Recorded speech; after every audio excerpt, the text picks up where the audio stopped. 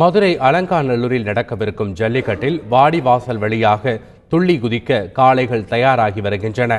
மதுரை அவனியாபுரத்தில் நாளையும், பாலமேட்டில் வரும் 9ஆம் தேதியும், அலங்காநல்லூரில் 10ஆம் தேதியும் ஜல்லிக்கட்டு போட்டிகள் நடைபெறவுள்ளன. அவனியாபுரத்தில் நேற்று ஜல்லிக்கட்டில் பங்கேற்கும் காளைகளுக்கு டோக்கன் வழங்கப்பட்டது.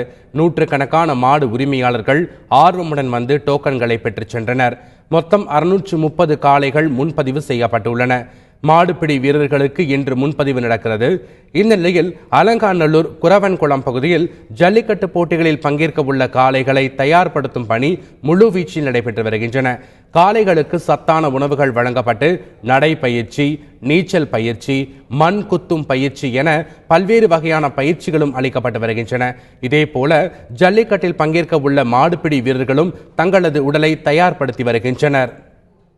முன்னால் ஓரளவு பயிற்சி கொடுத்துட்டு வந்தோம். இன்றைக்கி அதை 24 மணி நேரம் அதை கண்ணும் கருத்துமாக எங்களுடைய வீட்டில் வேலைக்கு போவோமோ இல்லையோ மாட்டு பக்கத்தில் இருந்து அதை ரொம்ப நாங்கள் தீவிரமாக அதுக்கு பயிற்சி கொடுத்துக்கிட்டு இருக்கோம். காலையில் வெள்ளனா எந்திரிச்சு அதுக்கு சுடுதண்ணி காய வச்சு கால்கள்லாம் உருவி விட்டு திருப்பி அதுக்கு தீவனம் பருத்தி தான் அது பேரிச்சம்பளம் ஒன்று அதுக்கு உயர்ந்த சத்து உள்ள பொருட்கள்லாம் அது கொடுத்துக்கிட்டு இருக்கோம்.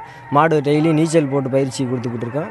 மாடு அது போக சாதுவானா ஆறு பிடிச்சாலும் பிடிக்கிற மாதிரி அந்தளவுக்கு நாங்கள் அதுக்கு உண்டான பயிற்சி, ஜல்லிக்கட்டுக்கு ஆர்வமில்லான அனைத்து பயிற்சியும் மாடு கொடுத்துட்டு வந்துக்கிட்டு இருக்கோம்.